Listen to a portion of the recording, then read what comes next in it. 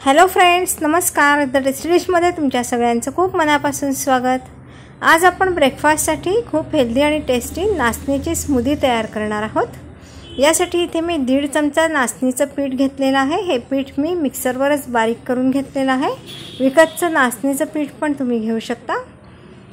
या पिठात थोडं पाणी टाकून आपल्याला हे पीठ चांगलं मिक्स करून घ्यायचं आहे. यामध्ये गुठळ्या बिलकुल होऊ द्यायच्या नाहीयेत. नाचणी खाणं आपल्या शरीरासाठी खूप आरोग्यदायी आहे आणि नाचणीमुळे वजन पण कमी होण्यास खूप मदत होते. पोटदुखी आणि अपचनाची समस्या असेल तर नाचणी खायची, यामुळे खूप फरक पडतो. आणि कंबरदुखीवर पण नाचणी फार उपयोगी आहे. नाचणीची पेस्ट घ्यायची कंबरदुखी असेल तर. फोड जर का आलं असेल शरीरावर तर या नाचणीच्या पिठाचं पोटीस बांधायचं.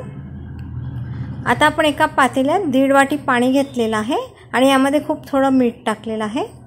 आता आपण जे पीठ मिक्स करून ठेवलेलं आहे हे या पाण्यात टाकायचं आणि चांगलं मिक्स करून घ्यायचं. हे पातेलं गॅसवर ठेवून आता आपल्याला सतत हलवत राहत हे पीठ 3 ते 4 मिनिटे चांगलं शिजवून घ्यायचं आहे.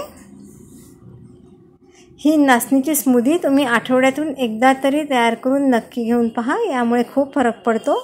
नाचणीमध्ये प्रथिने, कार्बोदके, कॅल्शियम, फॉस्फरस भरपूर प्रमाणात असतात. यामुळे दात आणि हाडे मजबूत होण्यास मदत होते. गर्भवती महिलांसाठी पण खूप पौष्टिक आहे नाचणी. आणि डायबिटीसच्या पेशंटसाठी पण नाचणी खाणं खूप फायदेशीर आहे. यामुळे रक्तातील साखरेचं प्रमाण नियंत्रित होण्यास मदत होते. रक्ताची कमतरता पण दूर होते आणि आजारी व्यक्तींसाठी पण नाचणी खूप फायदेशीर आहे. आजारी व्यक्तींनी नाचणीची पेस्ट करून पिल्यास खूप फायदा होतो. आता आपण यामध्ये 1 मोठा चमचा गूळ बारीक करून घातलेला आहे. गुळाचं प्रमाण तुमच्या चवीप्रमाणे तुम्ही कमी जास्त करू शकता. आता गूळ विरघळेपर्यंत आपल्याला हे मिश्रण मिक्स करून घ्यायचं आहे. 3 ते 4 मिनिटे आपल्याला हे मिश्रण चांगलं शिजवून घ्यायचं आहे. लहान मुलांपासून तर वयस्कर व्यक्तींपर्यंत सगळ्यांसाठी नाचणी खूप उपयोगी आहे. आता हे मिश्रण असं शिजलेलं आहे. आपण गॅस बंद करू आणि हे मिश्रण आपल्याला पूर्णपणे थंडगार करून घ्यायचं आहे. आता या ठिकाणी मी जवस घेतलेले आहेत. याला फ्लॅक्स सीड्ससुद्धा म्हणतात किंवा अळशी पण म्हणतात. यातले आपल्याला 1 चमचा जवस भाजून घ्यायचे आहेत.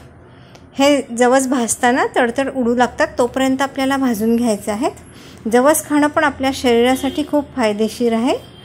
जवसामुळे पचनक्रिया चांगली राहते आणि पित्त कमी होण्यास मदत होते. रक्तातील साखर पण नियंत्रित राहते.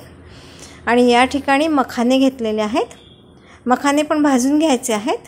मखाने पण खूप चांगले आहेत शरीरासाठी. यामुळे वजन कमी होण्यास मदत होते. ब्लड प्रेशर नियंत्रित राहतं मखाने खाण्यामुळे. उपाशीपोटी मखाने खाल्ले तर पचनक्रियेसाठी खूप उपयोगी आहेत. मखाने आणि जवस भाजून घेतल्यानंतर थंड होऊ द्यायचे आहेत. आता 4-5 बदाम भिजवून ठेवायचे आणि याचे साल काढून घ्यायचे. आता एका मिक्सरच्या भांड्यात भाजून थंड करून घेतलेले जवस म्हणजेच फ्लॅक्स सीड्स आणि मखाने घातलेले आहेत. यामध्ये साल काढलेले बदाम घालायचे. हे मिश्रण मिक्सरमध्ये फिरवून घ्यायचं. खूप बारीक नाही केलं तरी चालेल. परत आपल्याला मिक्सरमध्ये फिरवून घ्यायचं आहे हे मिश्रण. आता या ठिकाणी एक पिकलेलं केळं घेतलेलं आहे. या केळीचे गोल स्लाइस करून घ्यायचे आणि आपण जे मखाणे आणि फ्लॅक्स सीड्स मिक्सरमध्ये बारीक करून घेतलेले आहेत यामध्ये हे स्लाइस घालायचे आहेत. तुमच्या आवडीची कोणतीही फळं तुम्ही यात घालू शकता. आता केळी यात घातल्यानंतर 1 छोटा तुकडा दालचिनीचा घातलेला आहे. आपण मखाने आणि जवस बारीक करून घेतो तेव्हाच दालचिनी घातली तरी चालते. यामध्ये अर्धी वाटी दूध घातलेलं आहे. दूध घालणं ऑप्शनल आहे. तुम्हाला नसेल घालायचं तर तुम्ही स्किप पण करू शकता. आपण जे नाचणीचं मिश्रण शिजवून थंड करून घेतलेलं आहे ते यामध्ये घालायचं. पण हे मिश्रण पूर्णपणे थंडगार झाल्यानंतर यात घालायचं आहे. आता हे सगळं मिश्रण आपण मिक्सरमध्ये चांगलं फिरवून घेऊ. फिरवून घेतल्यानंतर याप्रमाणे खूप टेस्टी आणि हेल्दी आपली स्मूदी तयार होते. ग्लासमध्ये आता ही स्मूदी काढून घेऊ आपण. तुम्ही ब्रेकफास्टसाठी अशी स्मूदी नक्की तयार करून पहा. खूप टेस्टी लागते. आणि ही रेसिपी तुम्हाला कशी वाटली मला कमेंट करून नक्की सांगा. व्हिडिओ आवडला तर लाईक, शेअर, सबस्क्राईब करायला विसरू नका. थँक्यू. धन्यवाद.